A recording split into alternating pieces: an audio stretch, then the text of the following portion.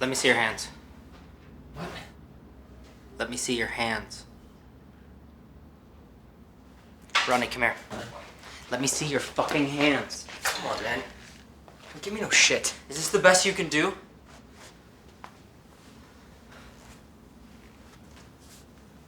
What do you think I should do? What do I think you should do?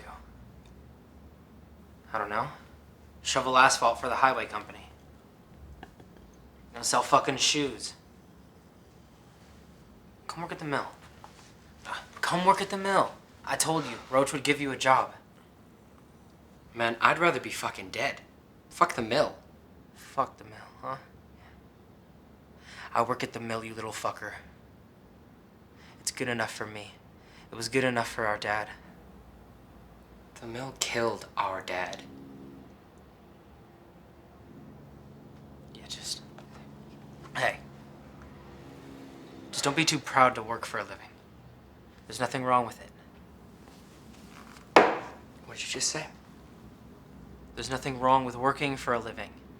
Working for a living. Yeah. And what do you call this, motherfucker?